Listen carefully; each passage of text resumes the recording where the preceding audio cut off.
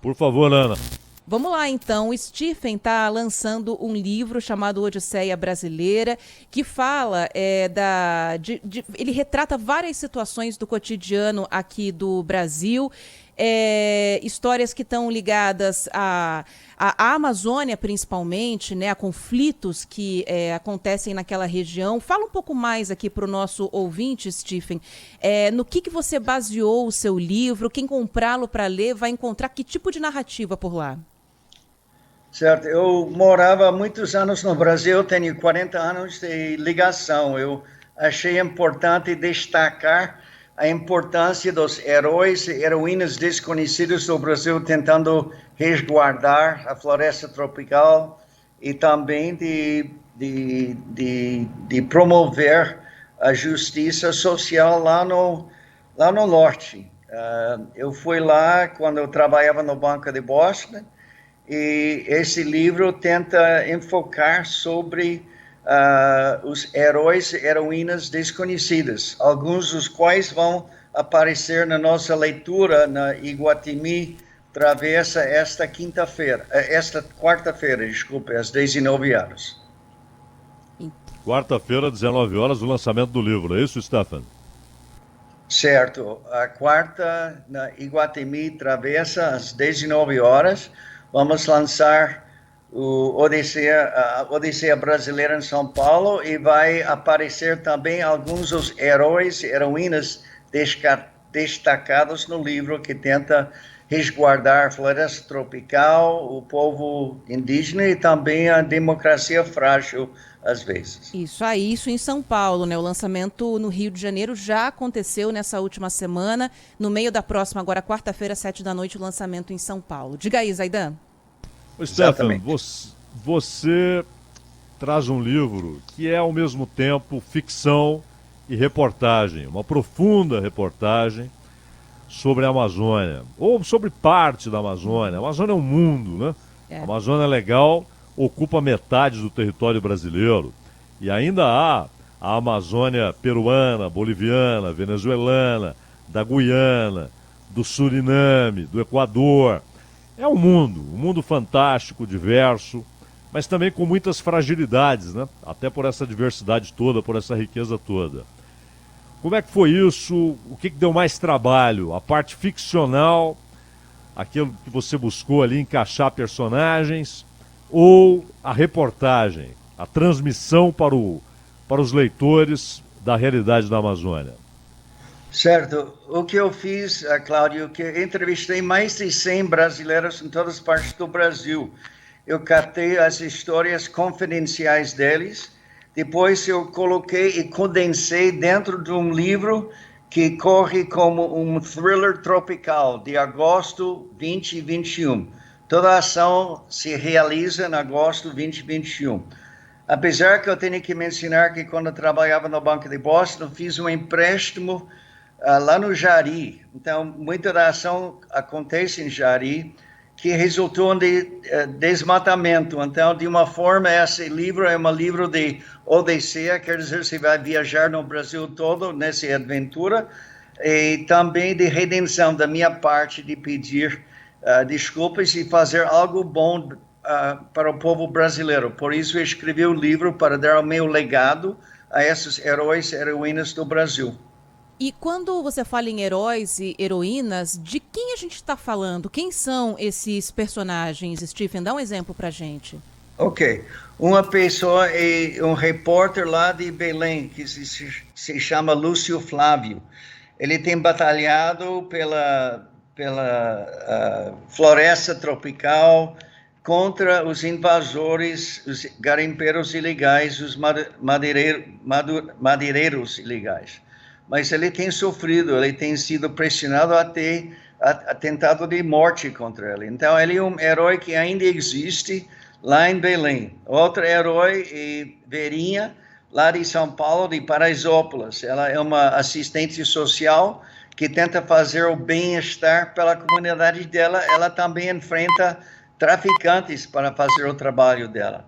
Outro herói é um advogado de uma empresa conhecida de São Paulo, que tenta batalhar legalmente contra o abuso legal. Então, esses são 3 heróis e heroínas, o último se chama Werner. Aliás, eles vão estar na leitura essa quarta-feira. Ah, que legal. Há personagens que ganham outro nome, entram ali como personagens de ficção, mas que na verdade representam pessoas que conhecem a região, que vivem na região, que sofrem na região, que se alegram na região, e também você está retratado no livro. Mas há também personagens que estão apresentadas no livro exatamente como são e com o nome verdadeiro. É o caso, inclusive, do Saraiva, o delegado da Polícia Federal, que certo. Tem sofrido perseguições, eu espero que agora elas parem. Ele foi afastado de funções importantes, ele tem um conhecimento profundo sobre a região. Imagino que as conversas com ele elucidaram muita coisa, né? Certo. No, Alexandre Saraiva é um dos heróis destacados no livro. Ele foi uma fonte de bastante informação. Bruno Paes Manso, que escreve sobre o PCC e as milícias, também que batalham no norte, também é um outro herói que tenta destacar a verdade. Ô Stefan, e falando em problemas na Amazônia, este ano ressurge uma questão que divide inclusive o governo, o Ministério das Minas e Energia e também a Petrobras, o Jean Paul Prats, presidente da Petrobras, eles querem a prospecção para saber o quanto há de petróleo na bacia marítima ali que banha a Amazônia. E o Ministério do Meio Ambiente é contra.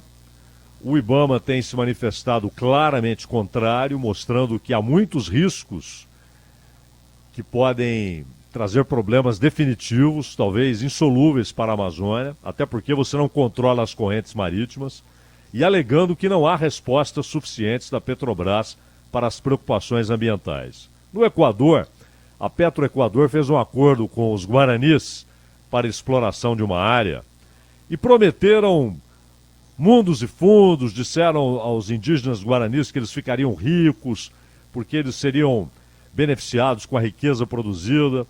A realidade social não mudou, a poluição tornou-se insuportável, inclusive sonora, com aviões, máquinas, caminhões passando o tempo todo.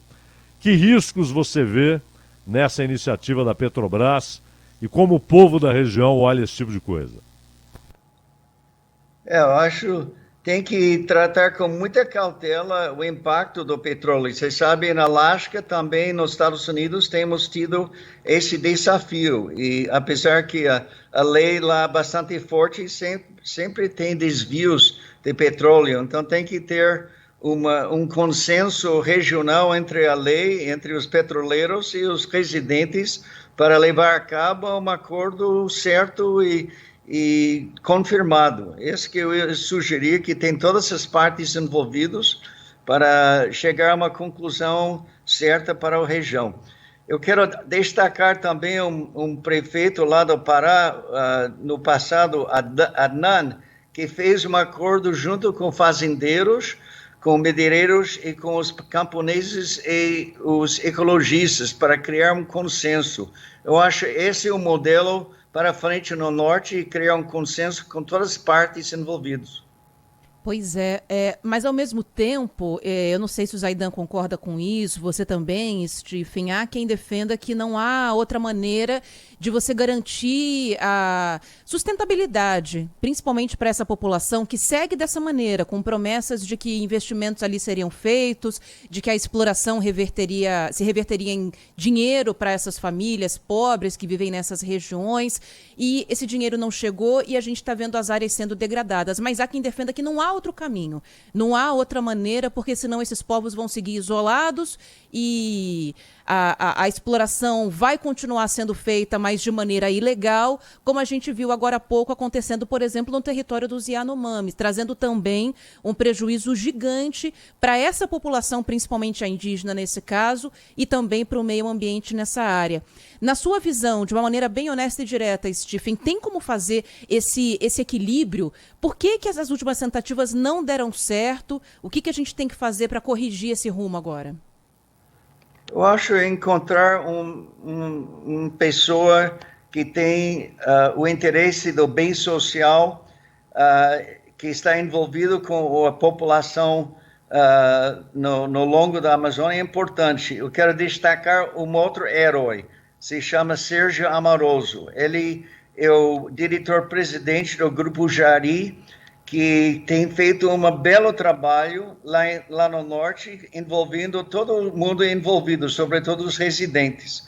Eu acho que se vai ter qualquer plano econômico, qualquer plano de procura de petróleo, tem que envolver a comunidade. Eu aponto a Sérgio como uma pessoa que sabe fazer isso e fazê-lo bem. E ele também é residente em Alphaville, então deve estar presente nessa quarta-feira.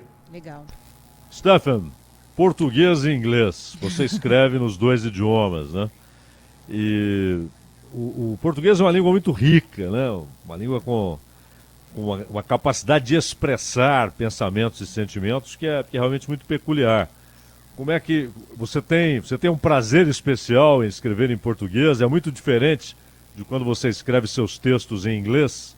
A linha de pensamento, inclusive, muda com outro idioma?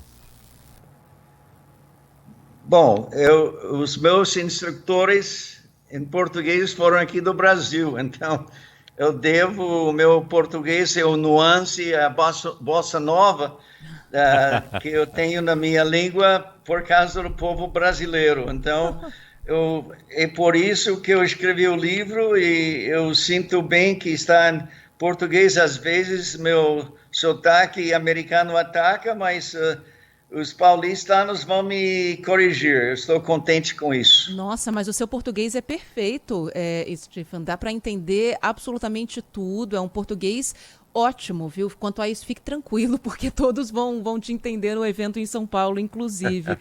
Agora, é muito engraçado isso, né? De como a música, né, Zaidan, ajuda a gente e ajuda da maneira contrária também, né? O que eu conheço de pessoas que estudam, por exemplo, o inglês fazendo o caminho inverso, né? Ouvindo músicas, principalmente de bandas e cantores americanos, é incrível. A música tem muito desse poder também, né?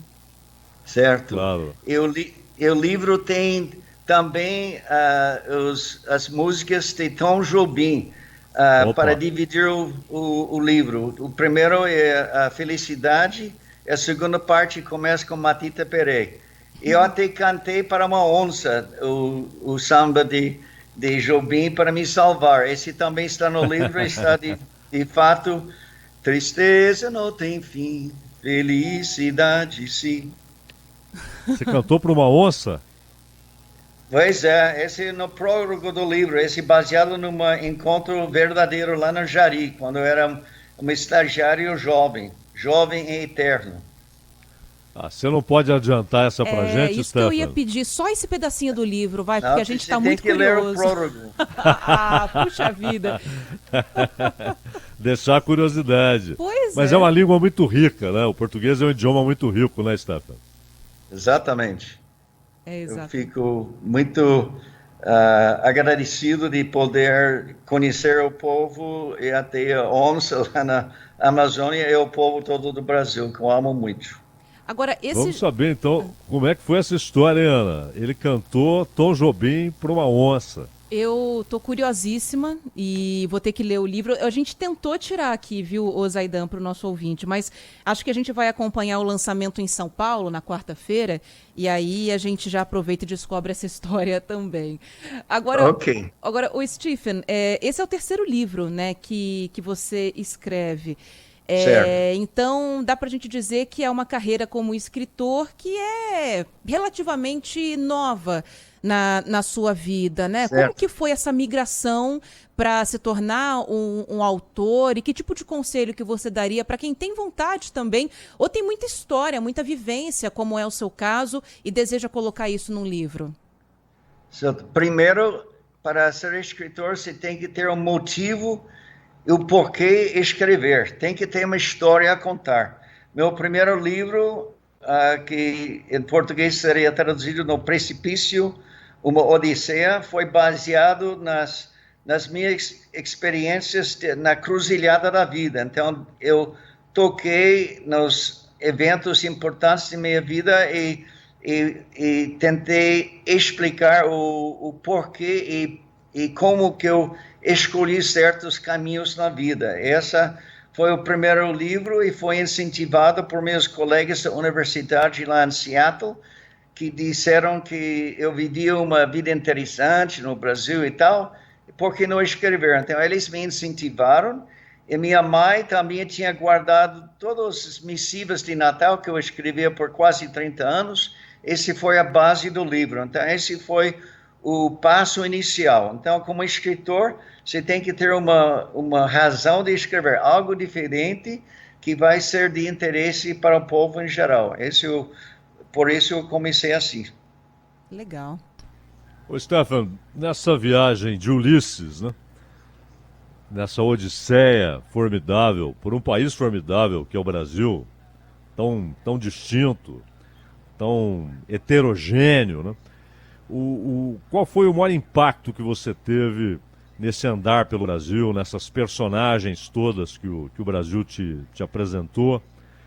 O que você guarda quando você pensa em Brasil, quando você está longe, está nos Estados Unidos, ou está na Europa, ou está em algum lugar? Quando você pensa em Brasil, o que te vem imediatamente à mente? Que região do Brasil, que povo brasileiro te vem à mente? Bom, eu morava tanto em São Paulo, tanto no Rio, e ainda tenho saudades do povo brasileiro que eu conheci naquela época, e quando volto aqui eu gosto de rever as amizades, inclusive o Johnny eu espero encontrar para ver como estão as coisas. Então eu acho a amizade com o povo brasileiro muito importante. E para mim, porquê que eu volto, eu faço questão de abrir e manter os laços de amizade bem abertos. Eu estou às ordens para ser um ponto de diálogo entre os dois povos que eu gosto muito. Tá certo. Zaidan, mais alguma pergunta? Não, eu só queria que ele confirmasse direitinho na quarta-feira o horário, o local do lançamento do livro em São Paulo. Por favor, Stefan. Certo. Vai estar no Shopping Iguatemi, na Livraria Travessa. E está, eu acho, lá no terceiro andar, eu acho, em 302, a partir das 19 horas. Ótimo. 19 horas. Isso. 19 horas. A gente vai ter um interlocutor que vai fazer perguntas e vai ser uma sessão interativa. Então, bem animada, eu espero. Vai ser, com certeza vai ter bastante gente por lá. Parabéns pelo lançamento e obrigada pela conversa aqui com os nossos ouvintes na Rádio Bandeirantes. É um grande prazer e para frente sempre, ok? É isso. Ok, obrigada. Obrigado. Ok. Obrigado, bom dia. Bom dia para você também. Stephen Murphy vai lançar na quarta-feira o livro Odisseia Brasileira em São Paulo. Nosso ouvinte aqui da Rádio Bandeirantes está convidado.